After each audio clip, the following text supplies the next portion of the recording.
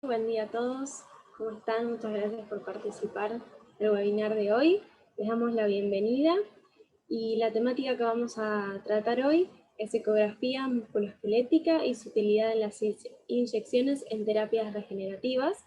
Va a estar a cargo del doctor Gastón Topol, que es especialista en medicina física y rehabilitación.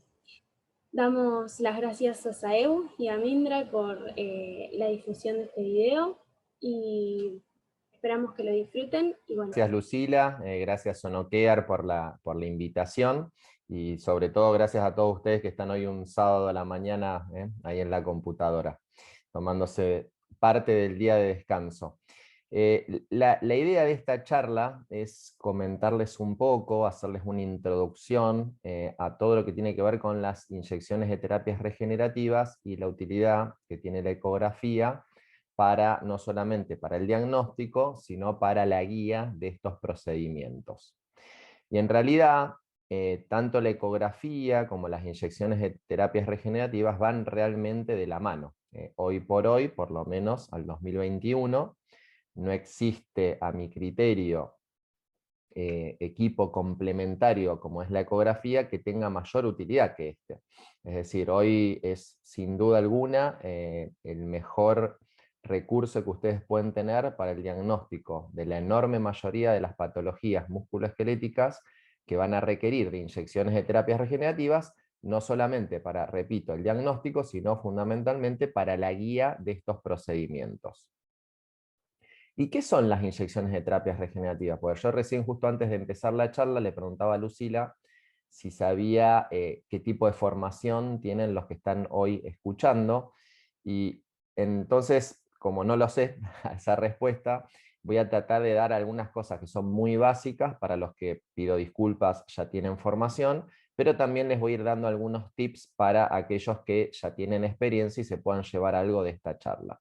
Entonces, para aquellos que todavía no saben de qué se tratan las inyecciones de terapias regenerativas, las podemos definir en el área musculoesquelética, que es donde nosotros tenemos experiencia, como técnicas que consisten en inyectar una solución en las áreas de lesión musculoesquelética para intentar estimular la regeneración del tejido lesionado. Entonces, es intentar regenerar el tejido que está lesionado o lastimado. Dentro de las inyecciones de terapias regenerativas podemos incluir a la proloterapia, el plasma rico en plaquetas y las células madres entre las más estudiadas y las más eficaces, y sin duda alguna son las tres técnicas que hay mayores publicaciones que pueden encontrar ustedes en revistas de alto nivel científico. Dentro de las inyecciones de terapias regenerativas hay que remarcar, y esto es clave, porque muchas veces uno escucha de médicos que por escuchar una charla o por leer un simple trabajo publicado, se creen que esta técnica consiste en inyectar cualquiera de las técnicas que nombramos anteriormente, llámese proloterapia, llámese plasma rico en plaquetas o células madres, en un área, y que tengamos la suerte de que se distribuya por ahí y que ya haga el efecto, como se suele hacer con una inyección con corticoides. Y en realidad esto está lejísimo de ser lo que corresponde, y si nosotros no sabemos interrogar a un paciente, no sabemos realizar un correcto y completo examen físico, no sabemos solicitar cuando sea necesario un estudio complementario, no sabemos los criterios de inclusión o exclusión y una técnica precisa, vamos a fracasar con estas técnicas y le vamos a echar la culpa a estas técnicas de que no dieron resultado, cuando en realidad lo que fracasó fue alguno de los ítems arriba mencionados, ¿eh?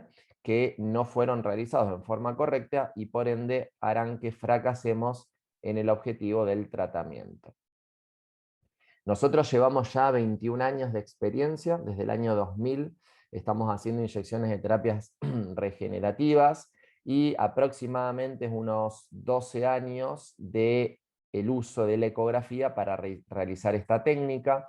Cuando yo comencé con esto en el año 2000, lo hacíamos sin guía ecográfica, lo hacíamos por técnica palpatoria, y si bien se puede realizar con técnica palpatoria y podemos obtener muy buenos resultados, sin duda alguna el uso de la ecografía nos ha potenciado claramente la eficacia. Llevamos aproximadamente más de 24.000 procedimientos desde el año 2000. Entonces, ¿cuáles son las patologías que se tratan con inyecciones de terapias regenerativas y que van a ver ustedes en cualquier bibliografía? Las tendinopatías, que después vamos a hablar alguna de ellas, las ligamentopatías, esto es clave, me animo a ponerlo en el mismo lugar que la tendinopatía. Las ligamentopatías son áreas que responden muy bien a las inyecciones de terapias regenerativas y deben ser incluidas en el tratamiento de la mayoría de las artrosis, por ejemplo, que es el otro gran grupo de patologías que responden a este tipo de terapias. El síndrome de dolor miofacial también es muy frecuente y se puede tratar con estas técnicas. Y lo último que estamos haciendo ya hace un par de años, los atrapamientos de nervios en las fascias, es realmente lo más novedoso que les puedo nombrar, y después les vamos a mostrar al final un video de un ejemplo de este tratamiento. Ahora bien, si bien estas son las áreas más que se tratan con inyecciones de terapias regenerativas, en nuestra experiencia, muchas veces me preguntan al final de la charla, y por eso es que puse esta diapositiva, cuáles son las patologías que mejor nos responden a las inyecciones de terapias regenerativas, y pondríamos la gonartrosis. Realmente los resultados son muy buenos. Obviamente que hay un montón de criterios de inclusión y de exclusión que se imaginan que es imposible dar en una charla de 45 minutos. Esto nosotros, ustedes piensen que formamos con workshops que duran días y son por etapas, razón por la cual, vuelvo a repetir, no les vamos a poder dar, no porque no querramos, sino porque es imposible dar toda esta información en una charla de 1 hora. Pero la gonartrosis la ponemos dentro del grupo que responde realmente muy bien. La artrosis de tobillo y de hallux, la risartrosis dentro de los grupos de las artrosis. La inestabilidad de tobillo es una de mis preferidas, ya que es notable la estabilidad que se logra en una inestabilidad de tobillo en líneas generales, por supuesto que hay excepciones, con la proloterapia, por ejemplo. Los dolores cervicales y lumbares de origen miofacial, ligamentario y facetario. Las tendinopatías, fundamentalmente del manguito rotador, del Aquiles, la rotuliana cuadricipital, la epicondilosis o epitrocleosis, son indiscutiblemente áreas que responden realmente muy bien. Y las pubalgias, obviamente que pubalgia es un término inespecífico, pero cuando nos referimos a la pubalgia de origen tendinopático, llámese de los aductores o de los abdominales, en su inserción en las ramas isquiopubianas y en el pubis, responden realmente muy, pero muy bien a este tipo de terapias. Este sería el grupo que mejor nos responde. Esto no implica que otras patologías respondan realmente muy bien y que yo no haya puesto en esta diapositiva. Quiero remarcarles, y empezamos por el área de las inyecciones de terapias regenerativas, de que la proloterapia con dextrosa no es experimental, es enseñada en numerosos programas de posgrado. La primera que comenzó con esto hace ya más de 20 años es la Universidad de Wisconsin, en Madison, donde el doctor en esa época, Jeffrey Patterson y David Rábago, lo ponían como currícula de sus residentes, pero luego continuaron un montón de universidades en Estados Unidos que incluyen Kansas, Texas y en realidad muchas más. Yo tengo contacto con estas universidades y es por eso que las nombré, pero llámese distintas universidades de Estados Unidos, ya en Europa lo ponen como currícula de los residentes en muchas especialidades. En Argentina, en el Hospital Italiano de Buenos Aires, en la UNR acá en Rosario, son áreas que son universidades que lo ponen como parte de su formación, y hay suficiente literatura que avala estas técnicas en distintas revistas de alto nivel científico. De hecho, yo esta charla la terminé hace aproximadamente 2 semanas, el 15 de mayo del 2021, si uno pone en PubMed la palabra proloterapia, va a encontrar 279 artículos, de los cuales el primero data del doctor Hackett, quien es considerado el padre de la proloterapia, y fíjense que el doctor Hackett publicó en 1960. Es decir, que estamos ante una técnica que tiene muchísimos, pero muchísimos años. Ahora bien, hoy en día la mayoría de los médicos que publicamos sobre medicina regenerativa utilizamos la palabra Regenerative Injection Therapy, y ahí hay 4.616 artículos publicados en PubMed, en tanto que plasma rico en plaquetas van a encontrar al 15 de mayo del 21 13.092 artículos. Por supuesto que todos estos artículos, no todos, tienen evidencia científica alta, pero sí muchos de ellos lo tienen, y es por eso que, repito, no podemos decir que las inyecciones de terapias regenerativas no están reconocidas, no están avaladas, y mucho menos son experimentales. Dentro de las tres, para que todos los que no saben de qué se trata puedan entender, la proloterapia la define el doctor Dean Reeves como la inyección para reparar tejido conectivo. Es el mismo objetivo que la reparación biológica, pero por definición sin el uso de biológicos. Es decir, que ninguna de las soluciones que usamos viene de las personas, y lo que se suele utilizar es dextrosa. La proloterapia, y lo dije en la segunda, en realidad en la tercera diapositiva, no solamente consiste en inyectar en un área para que se distribuya, sino que debemos tener en cuenta todo lo que es el concepto de tensegridad, que también da para un curso entero. Fundamentalmente los ligamentos, los tendones y la fascia, no solamente la articulación. Y está claro que quiero remarcar que yo no estoy sponsoreado por ningún laboratorio al dar esta charla, eh, mucho menos un laboratorio que distribuye dextrosa, que es algo que sale realmente muy, pero muy económico, y es por eso que los médicos que hacemos investigación en estas técnicas, realmente lo tenemos que hacer desde nuestro bolsillo, por así decirlo, ya que, repito, no vamos a encontrar un sponsoreo de ningún laboratorio para estas técnicas. ¿Cómo actúa la dextrosa? Distintos mecanismos de acción. Sabemos que eleva en forma natural la liberación de factores de crecimiento. Con exponer a una célula a tan solo 0,5% de dextrosa alrededor, esto va a estimular que la célula libere factores de crecimiento, y hay un montón de trabajos publicados al respecto, fundamentalmente de un grupo coreano que investigó esto. El hecho de colocar una aguja, en realidad la proloterapia, dentro de los mecanismos de acción, perdón, genera un proceso inflamatorio, y sabemos que a través del proceso inflamatorio es la forma que cualquier ser vivo inicia la reparación de una herida, y por eso la dextrosa también estimula este tipo de regeneración a través del proceso inflamatorio. Y lo que decían recién, que me había confundido, el efecto de la aguja ya de por sí genera un daño en el tejido que estamos inyectando, y estimula también este proceso inflamatorio local que va a estimular la reparación y luego la regeneración del tejido. Y por último, sabemos que la dextrosa genera un alivio inmediato, y eso tiene que ver con que alivia el dolor neural. Se postula que inhibe la liberación del TRBP1, que es un mediador del dolor. Es decir, que hay distintos mecanismos de acción de la dextrosa y de la proloterapia que justifican los beneficios que observamos en nuestros pacientes.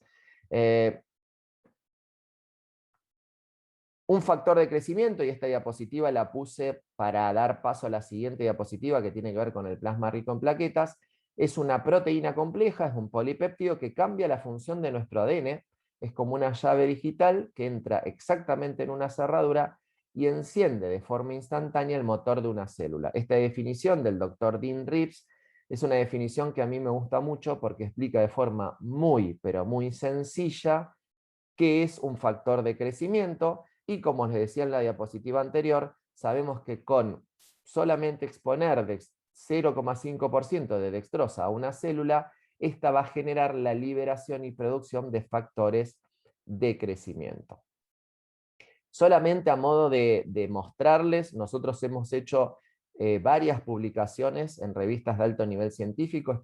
Esta revista, que se llama Pediatrics, es probablemente, si no es la revista que tiene mayor volumen en el mundo de la medicina, y tuvimos el orgullo de que nos aceptaron esta publicación, que aparte tuvo un premio y es considerada en distintas universidades de Estados Unidos como el tratamiento gold standard de la enfermedad de Osgood-Datter. Es por eso que la pusimos primero, porque realmente es un orgullo haber hecho este trabajo. Lo hicimos junto con el doctor Leandro Podestá, el doctor Dean Reeves, el kinesiólogo Marcelo Raya, el doctor Brad Fullerton y el estadista Hun Wen, el cual hicimos una comparación entre un grupo que recibía dextrosa y otro grupo que recibía lidocaína. Esto fue una parte que era doble ciego, pero también tuvimos un tercer grupo que hacía ejercicios terapéuticos kinesiológicos, y en este estudio se demostró una diferencia significativa a favor del grupo de dextrosa. Este trabajo está publicado y lo pueden obtener en internet en forma gratuita. Si copian esto y le sacan una foto, por eso me detengo, van a poder obtenerlo, repito, en forma gratuita en internet. Este es otro trabajo que publicamos en el Archives de Physical Medicine and Rehabilitation sobre la eficacia de la proloterapia en pacientes con pubalgia. Recuerden, como dijimos en diagnósticos, pubalgia es un término inespecífico, y cuando esta pubalgia era provocada por una tendinopatía de los aductores y o abdominales más una osteosis pubis, la proloterapia era realmente muy efectiva. Hicimos un segundo trabajo en el American Journal de Physical Medicine and Rehabilitation, ya con 75 pacientes, demostrando también eficacia significativa con el tratamiento de proloterapia. Hicimos un trabajo en el cual en el 2016 publicamos en el Physical Medicine and Rehabilitation Journal, en el cual observamos que en pacientes con artrosis grado 4, que es decir, hueso con hueso, para los que no manejan ese término, se les realizó una artroscopía previa diagnóstica para ver qué les quedaba de cartílago, solamente diagnóstica la artroscopía, eso está más que claro remarcarlo. Se les realizó una inyección mensual de dextrosa hipertónica intraarticular, y al séptimo mes, luego al mes de la sexta sesión de proloterapia, se realizó una nueva artroscopía en el cual se observó crecimiento de cartílago hialino. Este estudio demostró que se puede hacer crecer cartílago en un sujeto vivo, en un paciente vivo. Remarco esto porque muchos estudios publicados habían sido in vitro. Esto no quiere decir que podemos curar la artrosis, esto quiero remarcarlo. Lo que se observó fue pequeños islotes de cartílago nuevo, no hablamos, repito, de curación. Estos nuevos islotes fueron biopsiados y mandados a una universidad de Estados Unidos, los cuales confirmaron que era cartílago nuevo, joven, en su predominio hialino. Plasma rico en plaquetas, sabemos que el plasma rico en plaquetas es el componente celular del plasma, que posee una mayor concentración de plaquetas que la sangre. Sabemos que las plaquetas provienen de los megacariocitos, y sabemos que liberan distintos factores de crecimiento. Hay muchísimos factores de crecimiento que se liberan de las plaquetas, y que hay otros factores que también están adheridas a las plaquetas que van más allá de los factores de crecimiento.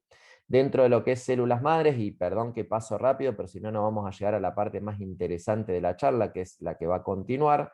Las células madres son la materia prima del cuerpo, a partir de ellas se generan todas las demás células con funciones especializadas, y bajo las condiciones adecuadas en el cuerpo o en un laboratorio, las células madres se dividen para formar más células llamadas células hijas, y estas células hijas son las que se convierten en nuevas células madres, en lo que implica el proceso de autorrenovación, ya con una función más específica, como son las células sanguíneas, cerebrales, células del músculo cardíaco, óseas, etc. ¿Sí? No hay otra célula en el cuerpo que tenga la capacidad natural de generar nuevos tipos de células. Entonces, tanto proloterapia, plasma rico en plaquetas, como células madres, son las que hoy utilizamos dentro de las inyecciones de terapias regenerativas, y siempre le digo lo mismo a los médicos que vienen a aprender con nosotros. No importa qué curso ustedes realizan, yo les recomiendo empezar con los cursos de proloterapia, porque una vez que uno aprende la selección correcta del paciente, luego lo que cambia es lo que está en la jeringa. Y obviamente cambia a quién le hago una y quién otra, pero la técnica de aplicación es exactamente la misma, sea con proloterapia, sea con plasma rico en plaquetas, o sea con células madres. Es por eso que los médicos que aprenden proloterapia tienen una ventaja significativa por sobre el resto que arranca aprendiendo con plasma o con células madres. La ecografía, y también pido disculpas para todos los que ya usan el ecógrafo, pero sé que hay oyentes que no saben, o perdón, mejor dicho, no tienen experiencia en ecografía. Se define al ultrasonido como aquel sonido que tiene una frecuencia mayor que aquella que puede ser oída por las personas. Si consideramos que el oído funciona en un rango de frecuencias entre 15 y 20 kilohercios por segundo, podemos definir a cualquier sonido que tenga una frecuencia mayor como un ultrasonido. Y acá sí me detengo, y me importa que esto sí les quede claro, más que el primer párrafo que les puse, y es que las ondas de sonido son formas de transmisión de energía y su reflexión varía mucho con el ángulo de incidencia. La menor reflexión tiene lugar con un haz de sonido perpendicular a la interfase reflexora, es decir, 90 grados. Por lo tanto, si yo tengo el cabezal del ecógrafo y no mantengo esos 90 grados a la estructura que quiero ver, se va a formar lo que se llama anisotropía. Y anisotropía es cuando el área que queremos ver se observa más negra, si hablamos terminológicamente, más hipoecogénica o en algunos casos anecoica, y eso nos va a dar un falso positivo de lesión. Es realmente increíble, y sé que está acá mi compañero de trabajo, el doctor Alexis Kuster, como muchas veces vemos con él informes con fotos de médicos, incluso ecografistas, especialistas, que nos mandan una foto en la cual informan lesión y se ve groseramente la foto que enviaron que había anisotropía, y en realidad una forma muy fácil de ver si hay anisotropía es cuando vemos la cortical por debajo del tendón, por ejemplo, y si esa cortical no se ve bien clara, es que el médico no estaba realizando en forma correcta la técnica, ¿sí? Eso es muy, pero muy importante, porque si consideramos que la ecografía es, a nuestro criterio, un estudio que tiene muchas ventajas por encima de la resonancia, por supuesto que en ciertas estructuras, ¿no? Yo no voy a comparar la resonancia magnética con la ecografía para, por ejemplo, cartílago o labrum, porque la ventaja es significativa a favor de la resonancia, pero para lo que es tendón y ligamentos, obviamente depende qué ligamento, ¿eh? Hay ligamentos que se ven mejor con la ecografía y ligamentos como por ejemplo el cruzado anterior que se ven mejor con la resonancia, pero si repito, tenemos en cuenta que la ecografía tiene una ventaja significativa, es por eso que es fundamental, y lo vamos a charlar en las diapositivas siguientes, la técnica de realización. Por lo tanto, la pregunta es, ¿debo ser especialista en ecografía para una correcta aplicación y obtención de buenos resultados con las inyecciones de terapias regenerativas? Y la respuesta es no. Yo no debo ser especialista en ecografía para la correcta, repito, aplicación y obtención de resultados con las inyecciones de terapias regenerativas. Si yo tengo que hacer un diagnóstico ecográfico, ¿sí? Para eso tenemos a los médicos ecografistas y por eso es que trabajamos en conjunto, como les decía anteriormente, en mi caso con el doctor Alexis Kuster. Lo que en realidad es, no necesito saberlo todo, tan solo necesito saber dónde encontrar aquello que me hace falta, cuando lo necesito. Y esta frase, que es fantástica, de Albert Einstein, explica un poco lo que debe ser el médico en línea general. Un médico debe ser práctico. Yo conozco, y les debe pasar a ustedes, médicos que saben muchísima teoría, pero cuando se enfrentan con un paciente y tienen que ser prácticos, realmente se les complica mucho. Entonces, en medicina debemos ser realmente prácticos. Las ventajas de la ecografía entonces es que son los equipos portátiles que pueden trasladarse, es un estudio sin irradiación, son equipos económicos comparado con otros, cuando digo comparado con otros es comparado con una resonancia o un tomógrafo, es un estudio que permite evaluar estructuras musculares y tendinosas con muy alta resolución, permite ser guía de procedimientos médicos, es útil en el seguimiento de las inyecciones de las terapias regenerativas y también para nosotros que hacemos Botox bajo guía ecográfica, nos permite guiar la evolución de ese músculo espástico. Hay una escala que se llama escala de HECMAT, que es una escala que utilizamos frecuentemente para evaluar los fenómenos radiológicos de los músculos espásticos, y una ventaja realmente muy importante es que es un estudio funcional en tiempo real. Cuando si ustedes vieron alguna vez infiltrar bajo tomógrafo, es realmente mucho más engorroso para el médico y para el paciente, porque el médico tiene que colocar la aguja, retirarse, ver si está bien localizada con el disparo que hacen con el tomógrafo, luego redireccionarla sin estar viendo cómo lo redireccionan. Y la ecografía, todo lo contrario a esto, o sea, permite ver la aguja en todo el momento en tiempo real. Eso es una ventaja realmente significativa por encima de otros estudios.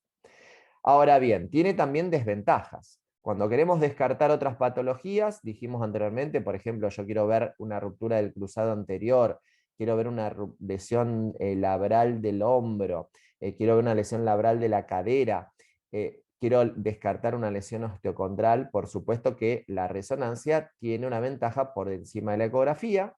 Y la ecografía, la otra gran desventaja que tiene es que es aparato y médico dependiente. No es lo mismo hacer una ecografía con un ecógrafo de alta resolución que con uno de baja resolución, y no es lo mismo que lo haga un médico con experiencia que lo haga un médico sin experiencia. Repito, hemos visto informes ecográficos que realmente dejan muchísimo que desear y que lamentablemente esos informes incorrectos desorientan de forma a veces grave a los médicos tratantes. Y obviamente la otra contra o desventaja que tiene es que requiere de una curva de aprendizaje e inversión de tiempo y dinero en formación, que después al final de la charla les voy a decir cómo pueden hacer para formarse. Los ecógrafos tienen hay un montón de marcas y botones que a veces a los médicos los intimidan. Yo voy a pasar algunas de estas cosas rápidas, pero sí es fundamental que ustedes al menos manejen estos botones. Obviamente el encendido y apagado es algo obvio, pero sí es importante que manejen profundidad, frecuencia, ganancia, foco, como las áreas que mejor deben manejar. Obviamente saber que pueden grabar los procedimientos y saber que cuentan en algunos equipos con Doppler, que es fundamental para las inyecciones de terapias regenerativas en algunas áreas específicas. Dentro de lo que es la profundidad de lo que quiero ver, error súper frecuente. Yo a veces no puedo, o sea, me cuesta creer que médicos ecografistas que se dedican a músculo esquelético me den una foto, por ejemplo, con esto. Yo acá lo hice a propósito, pero esto lo vemos todos los días con el doctor Alexis Kuster. Fíjense, yo acá estoy viendo la corredera bicipital en un corte transversal.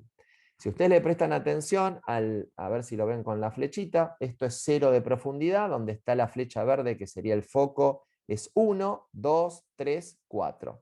¿Por qué voy a poner una profundidad de 4 para ver una estructura que la tengo a 1 centímetro? Fíjense qué pasa cuando yo lo pongo a 2 centímetros. Esta misma foto. Veo con mucha mayor resolución, ¿sí? Esta corredera bicipital del bíceps, por haber cambiado la perilla de la profundidad. Entonces, esto nos lleva literalmente 1 segundo de nuestro tiempo. Sin embargo, muchos médicos que hacen estudios a 10.000 por hora, digo yo, hacen a veces 10 ecografías, 15 ecografías por hora, obvio, no tienen tiempo ni siquiera de mover la perilla. Entonces, la profundidad es fundamental que la pongan a la profundidad de lo que ustedes quieren observar, ¿sí? La frecuencia que vamos a pasar, para no aburrirlos, porque si no, no vamos a llegar, sí remarcarles que es inversamente proporcional, es decir, estructuras superficiales pongo una frecuencia alta y en estructuras profundas pongo una frecuencia baja. Frecuencia alta pondría, por ejemplo, si quiero observar el tendón del Aquiles, el tendón rotuliano. Frecuencia baja es si quiero observar la cadera, por ejemplo, ¿sí? Esto es fundamental. Ustedes van a tener, dependiendo del ecógrafo, frecuencias que van de... A ver, repito, depende del ecógrafo y depende del cabezal que después le vamos a mostrar. Pero pueden tener equipos con frecuencias de 5 a 15 MHz, por ejemplo. La ganancia es otro tema que también es importante. Recuerden que hay una ganancia parcial, que es ese ajuste ecográfico donde van a ver 8 perillas que se van de izquierda a derecha. Generalmente está en el tablero arriba a la derecha, pero bueno, obviamente va a depender de la marca, y que van a diferenciar la ganancia, repito, de superficial a profundo, pero también tienen una ganancia que es la general, que modifica toda la amplitud del eco, y en realidad lo que va a hacer la ganancia es aumentar o disminuir la brillantez de la pantalla, lo hiperecogénico o lo hipoecogénico. Y ahí es donde ustedes también tienen que jugar con eso. Fíjense acá, en la misma foto de la corredera bicipital, a la izquierda ganancia baja y a la derecha ganancia alta. No es bueno tener ni la ganancia muy baja ni la ganancia muy alta, porque ambas pueden hacernos confundir y darnos falsos positivos o falsos negativos, ¿sí? Esto es amplio, varía de estructura a estructura que querramos ver, y también varía de la experiencia y los gustos también, de algún modo, por así decirlo, de cada uno con respecto a cómo manejamos la ganancia según la estructura que querramos ver.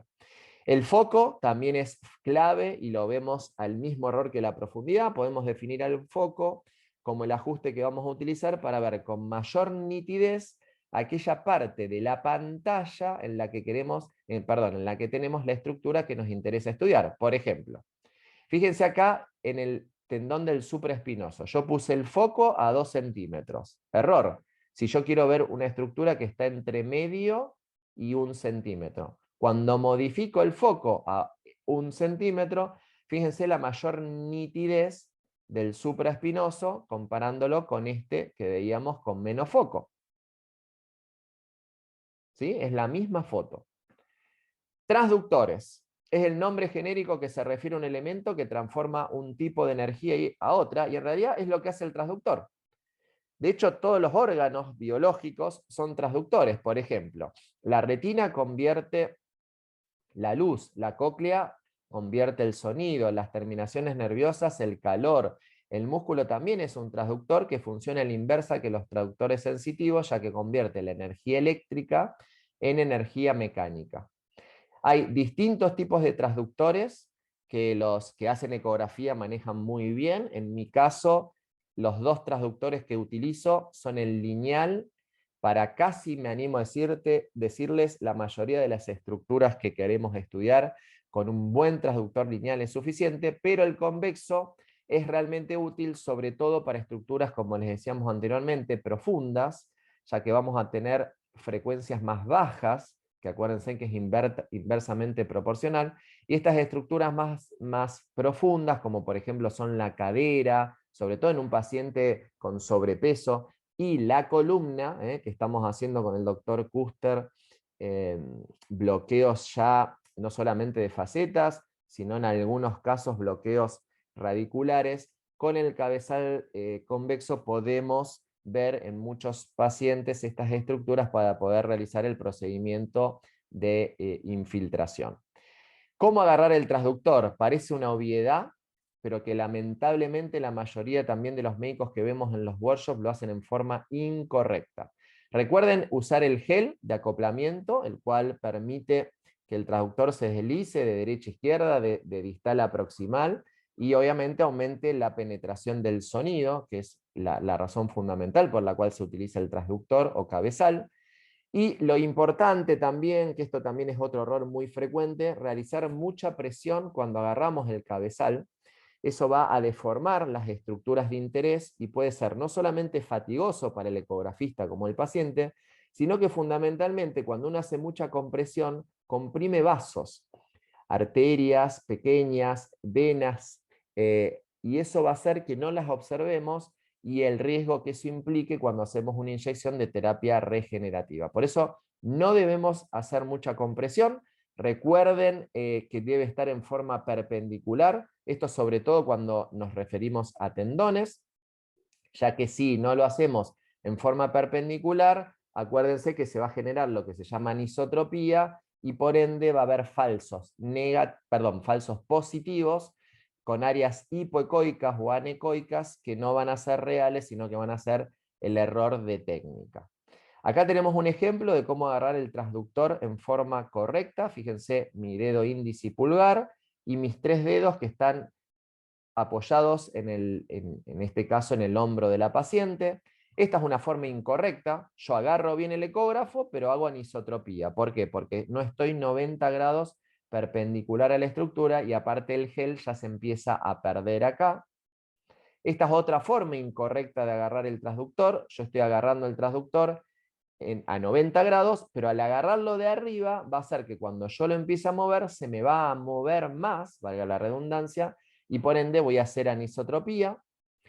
Nosotros hacemos, que ya los empezamos a invitar, a lo último les voy a decir cómo, pero con el doctor Alexis Kuster damos cursos presenciales, obviamente, más allá de esto de la pandemia que en estos momentos nos tiene un poco frenados, cursos presenciales con workshops prácticos en donde utilizamos fantomas de carne, pero también lo realizamos con pacientes, y es a nuestro criterio la mejor forma de aprender todo lo que tiene que ver con inyecciones de terapias regenerativas.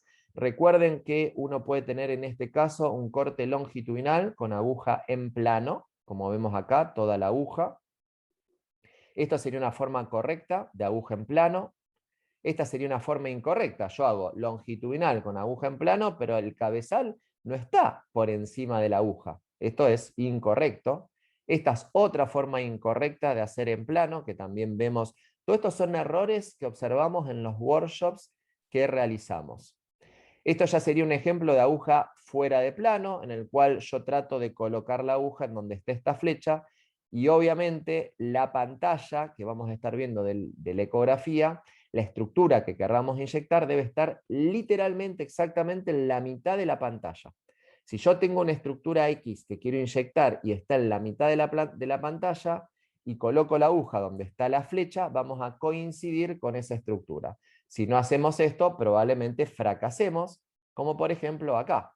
Esta sería una forma incorrecta de utilizar la aguja fuera de plano.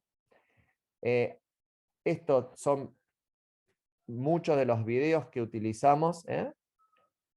Obviamente estamos inyectando un fantoma de carne, que es, insisto, la mejor forma de practicar sin generar ningún tipo de daño a absolutamente nadie. Enseñamos a redireccionar, fíjense cómo yo fui hacia subcutáneo y redireccioné, esto lo vamos a ver ahora en este video. Este es un ejemplo acá de infiltración fuera de plano. Van a ver acá cómo va a llegar la aguja en forma incorrecta y cómo yo voy a redireccionar. Si prestan atención, ahí está la aguja, estoy fuera del área donde yo quería inyectar, que es acá, y ahora me voy a ir a subcutáneo y voy a redireccionar, esto fue hecho a propósito, para demostrar qué pasa. Ahí volví a errarle a propósito, y ahora sí, estoy en este área, que señalo con él, y inyecto la solución. Esto es uno de los tantos ejemplos que realizamos en los workshops. Esto lo vamos a pasar, no, perdón, no lo vamos a pasar. Este es el músculo que yo le voy a... Acá es el ejemplo, perdón, de lo que hacíamos antes. Yo voy fuera de plano a propósito mal. Si ustedes lo llegan a observar, yo no entré en la mitad donde correspondía, fui hacia allá. Ahora, yo no voy a mover la aguja desde ahí, sino que voy a subcutáneo y ahí redirecciono. Si no, lo que hago es dañar el tejido y no llegar al área donde quiero inyectar, ¿sí?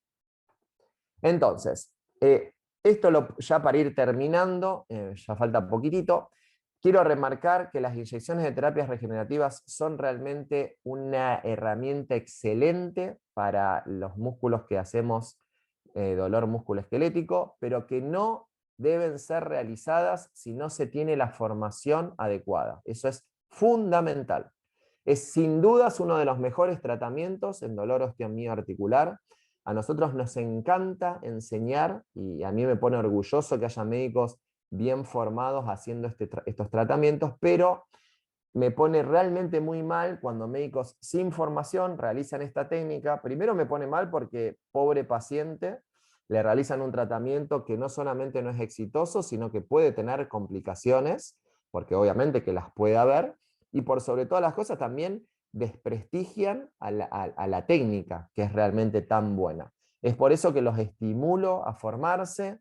Recuerden que no es infiltrar solamente una articulación, sino que tenemos que manejar el tejido conectivo y con todo lo que eso implica, fascia, ligamentos, tendones.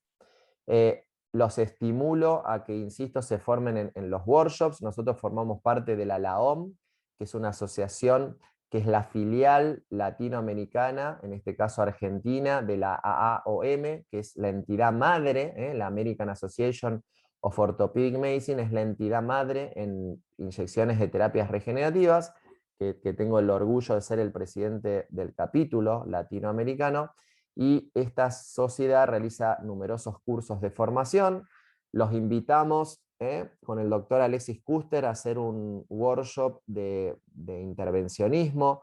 Lamentablemente, desde que empezó la pandemia no podemos hacer el workshop cadavérico que hacemos en la Facultad de Medicina, y es a mi criterio el workshop más completo que pueda haber en inyecciones de terapias regenerativas, ya que no solamente le damos la teoría, sino que hacemos la parte práctica con piezas cadavéricas, que realmente el laboratorio cadavérico es impresionante la tecnología que tienen, simulan realmente personas vivas, y también luego de hacer la parte cadavérica hacemos el workshop con pacientes. Es por eso que este workshop es realmente muy, pero muy completo. Si nos escriben, pueden obtener información. Y ya para entonces ir realmente terminando, vamos a mostrarle lo que es la hidrodisección de nervios que hicimos en el Hospital Provincial, junto con todo el equipo de fisiatría. Esto que ven acá es el plexo braquial, y lo que estamos haciendo acá es liberando la fascia que envuelve al plexo braquial. Obviamente esto no es para que lo hagan en su casa, mejor dicho en su consultorio el lunes, si no tienen la formación adecuada, porque obviamente deben tener primero un ecógrafo que nos permita ver el plexo braquial, dato no menor. Y segundo, un conocimiento y un pulso realmente muy precisos, ya que yo bajo ningún concepto estoy inyectando el plexo braquial. Esta es una paciente que tenía un dolor severo, una alodinia en todo miembro superior, había sido operada 5 veces del hombro, cada una de las cirugías que había recibido la había potenciado e incrementado el dolor. Era una paciente que estaba con una depresión realmente muy importante debido al dolor, había intentado con numerosos tratamientos, y la infiltración mejor dicho, la hidrodisección del plexo braquial con dextrosa al 5%, le generó un alivio de un 70%, el cual perduró a lo largo del tiempo, y la paciente, el cambio significativo que tuvo en su vida fue realmente notable, porque 70% en este tipo de pacientes realmente les cambia la vida. Entonces, fundamental, y esto lo dejé para el final, porque si ustedes saben hacer las inyecciones en forma correcta, pero no identifican qué llevó al paciente a la lesión, seguramente vamos a fracasar. Y es por eso que nosotros en Dharma, que es el Centro de Medicina Regenerativa que abrimos hace 2 meses, trabajamos en equipo con un grupo de médicos que van desde diagnóstico por imágenes, reumatología, traumatología, clínica médica, medicina del deporte, obviamente nosotros que somos médicos fisiatras, especialistas en medicina física y rehabilitación, y un grupo de kinesiólogos, en algunos casos tenemos que utilizar terapistas ocupacionales, profes de educación física. ¿Por qué? Porque en conjunto podemos identificar las lesiones. Este video, que es realmente impactante, que yo les voy a mostrar ahora, si ustedes prestan atención, este es Ustari, un jugador de fútbol argentino que estaba jugando en México. Fíjense lo que le pasó, fíjense la rodilla izquierda.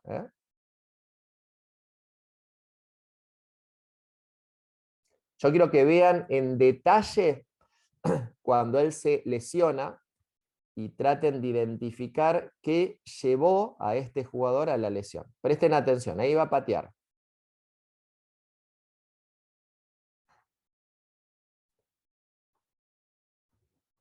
Miren ya la rodilla, cómo se fue para arriba la rótula. Obviamente esto es una ruptura completa del tendón rotuliano.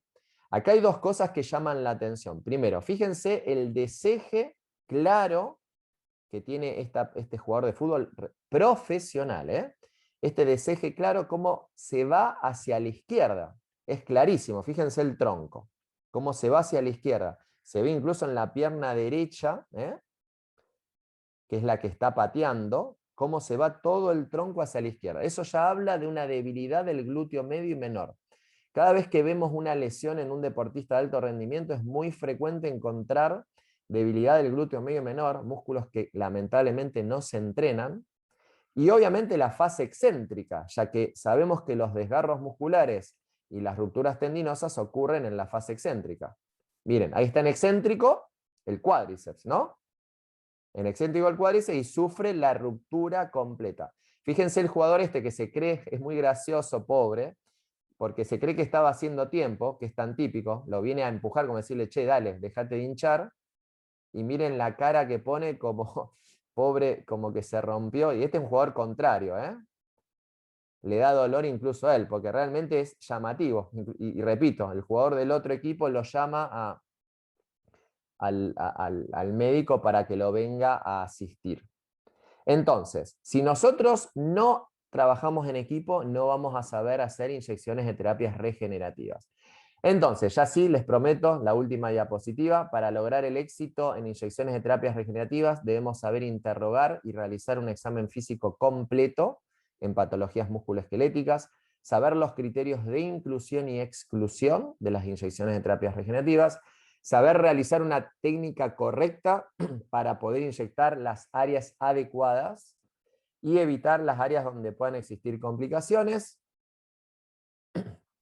saber qué tipo de rehabilitación requiere en caso de requerirlo post inyecciones de terapia regenerativa, ya que muchas veces requieren rehabilitación antes y otras veces es posterior, y saber cuándo preparar el terreno. Nosotros dentro del equipo que tenemos en Dharma, tenemos al doctor Matías Cantalejo con la licenciada Julieta Giral, que hacen toda una evaluación de la dieta, de la alimentación, de los requerimientos nutricionales que necesitan nuestros pacientes para poder regenerar tejido. Es por eso que el trabajo en equipo es muy, pero muy importante. Los estimulo a que se formen, nos pueden seguir en Instagram y desde ya estoy a su disposición para cualquier pregunta o duda.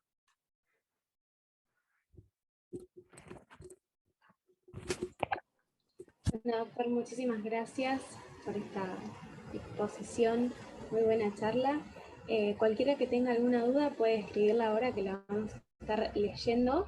La única duda que tengo registrada acá dice, ¿proloterapia en columna lumbar o columna? En realidad la proloterapia va para patologías, puede ir, esa es la respuesta exacta, puede ir para patologías tanto de columna cervical, dorsal como lumbar. Obviamente que depende del diagnóstico. En lo que a dolor lumbar se refiere, es una de las áreas más complejas, ya que existen generalmente causas multifactoriales del dolor. La proloterapia no sirve, al igual que el plasma o las células madres, para cualquier tipo de dolor musculoesquelético. Ese es otro gran error. Pero cuando la causa del dolor es faceta, como dijimos anteriormente, miofacial, ligamentario, fascia, tendinoso, la proloterapia con una técnica correcta es muy eficaz para el dolor. Perfecto. Acá veo, Bueno, si querés yo las voy viendo, Lucila, no dale. tengo problema. Ahí me Perfecto. puse, me pregunta Juan Enrique, hola, ¿cómo te va, Juan? Desde Ecuador, si se puede infiltrar en lugares con osteosíntesis o prótesis. Muy buena pregunta. Empiezo de atrás para adelante. Cuando hay una artroplastía, no inyectamos, y mucho menos intraarticular, porque no tiene sentido, o sea, no vamos a lograr nada, más el riesgo que tengamos de generar una artritis séptica. Ahora, si yo tengo un paciente con, por ejemplo, una prótesis de rodilla, y le duele la pata de ganso, yo sí le puedo hacer en la pata de ganso. No voy a hacer en la articulación, pero sí en la pata de ganso. Obviamente, primer consejo es que si un paciente con una artroplastía le duele, descarten que no tenga una infección o que sea una mala colocación de prótesis o una prótesis incorrecta, porque es una causa frecuente a descartar, y si no después la culpa va a ser de ustedes que le hicieron proloterapia y en realidad el problema estaba de antes. Ahora, en una osteosíntesis sí se puede hacer, yo he hecho en pacientes con osteosíntesis, y en realidad se puede realizar siempre y cuando tenga el criterio para realizarlo, no es lo mismo. Después dice, ¿cuántas sesiones de proloterapia puedo hacer en una misma articulación? Desde Brasil, Joao, un placer que estés desde Brasil. En general, a mis pacientes yo les digo que requieren de 4 sesiones, en promedio. Pero esto realmente, Joao, cambia mucho de patología en patología y de paciente en paciente. En realidad, yo le digo a mis pacientes, en promedio son 4 sesiones, pero puede ser una, y he tenido pacientes que con una sesión andan muy bien, y si están sin dolor no les vuelvo a realizar, y pueden ser más sesiones. No hay un límite exacto de sesiones, yo las realizo una vez por mes, y obviamente continúo haciendo siempre y cuando yo vaya observando una mejoría progresiva. Cuando uno hace estos tratamientos pueden pasar 3 cosas. Puede pasar que logremos una resolución completa de los síntomas, eso es fácil y sería el escenario ideal que todos queremos, paciente y médico. Puede pasar que logremos una mejoría y esa mejoría se detenga y se estanque, se mesete. Bueno, bienvenido sea, y ahí es donde entra el criterio del médico si avanzamos con plasma o células madres, o esa es la mejoría que podemos lograr. Yo tengo, por ejemplo, me escribió un paciente ayer, esto es muy frecuente, un paciente que se lo notaba incluso pseudo enojado en el mail, que a mí me llamó la atención, paciente que lo habían operado 2 veces de rodilla, no podía caminar más de 2 cuadras, ¿sí? No podía subir escaleras por el dolor de rodilla, una gonartrosis severa. Yo le hice plasma rico en plaquetas, el paciente logró caminar 20 a 25 cuadras, caminaba 2. Puede subir escaleras, pero me mandó un mail medio enojado que jugando al tenis, como cuando era joven, le seguía doliendo la rodilla, igual a antes del tratamiento. Entonces, a veces uno se pregunta, más allá que yo le había aclarado que el tratamiento no era curativo, cómo un paciente que logró, de caminar 2 cuadras, logró caminar 25. O sea, diferencia significativa. De no poder subir escaleras, logró subir escaleras en forma normal. Y a pesar de eso no estaba contento porque no podía jugar al tenis como antes de la cirugía.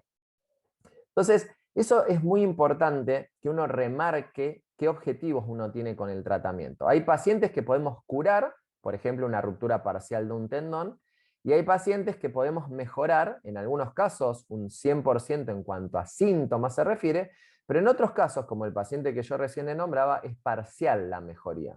Entonces, yo continúo, para no irme de la pregunta que me hicieron, continúo hasta que me meseto en la mejoría o logro una mejoría completa, ¿sí? Después veo la pregunta hombro congelado. ¿Se puede realizar proloterapia? No, no porque vamos a generar mayor inflamación. En los hombros congelados o capsulitis adhesiva lo que hacemos es una hidrodistensión de la cápsula con dextrosa al 5%, no proloterapia. Recuerden que dextrosa al 5 no es proloterapia y no genera inflamación. Lidocaína, y ahí sí utilizamos corticoide para hidrodistender la cápsula. Con mi colega Franco Sescotti hace la movilización en forma inmediata a la hidrodistensión, eso es fundamental, que el kinesiólogo movilice en forma inmediata la hidrodistensión, y eso nos da muy pero muy buen resultado, es la hidrodistensión. Después me pregunta Joao otra vez, ¿qué concentración de glucosa usamos en los tejidos? Bien, en realidad, si es la hidrodisección de nervios, usamos dextrosa al 5. Si es inserción de tendón o de ligamento, utilizamos dextrosa al 12,5 o 15%. Si es cuerpo de tendón, utilizamos dextrosa al 22,5 o 25%. Y si es articulación, 25%. Esto es en líneas generales en el 90 y largo por ciento de los casos, pero hay excepciones.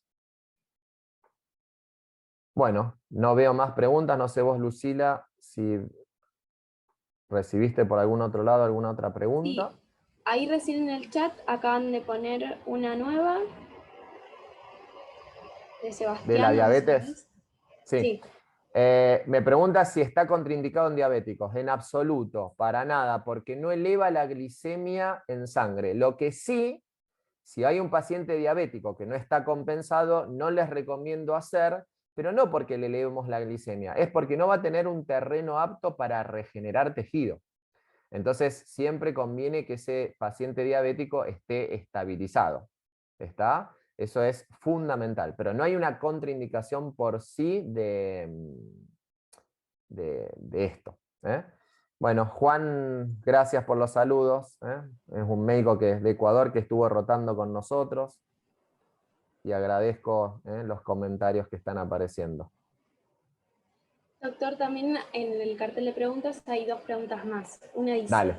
¿sigue siendo contraindicado la colocación de dextrosa intraneuronal?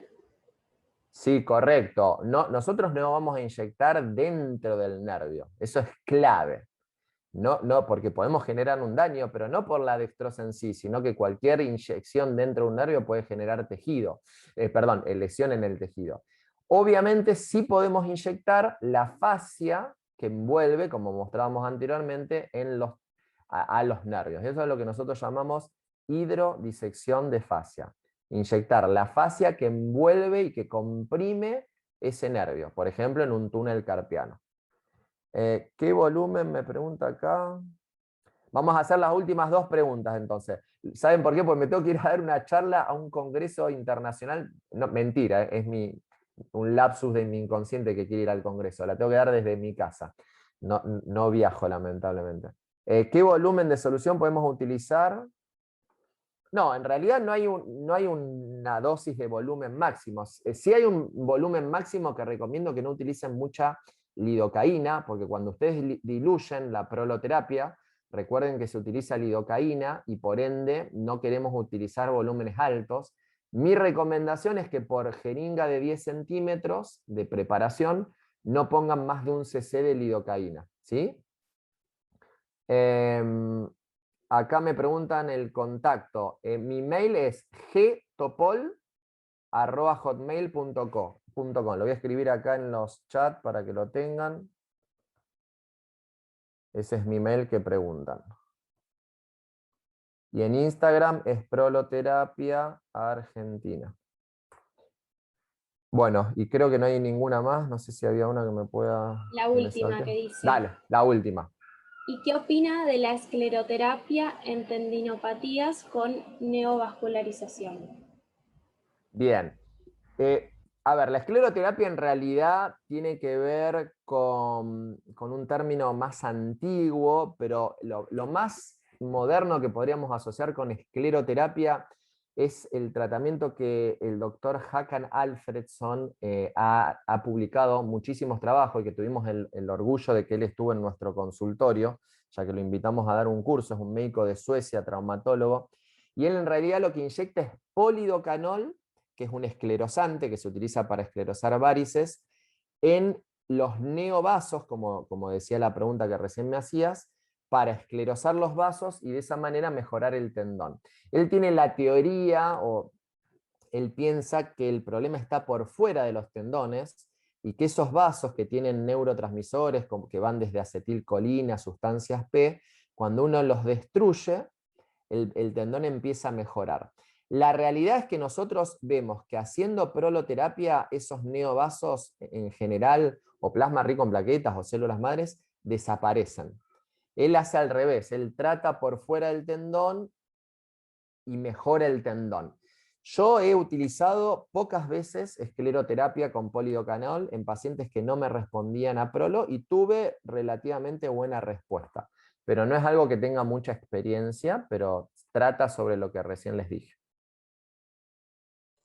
Muchísimas gracias, doctor, Dale. por la charla. Estuvo genial, así que lo despedimos. Bueno, y le damos gracias. gracias a todos por estar. Agradecemos también a Mindra y a SAEU por la difusión del webinar.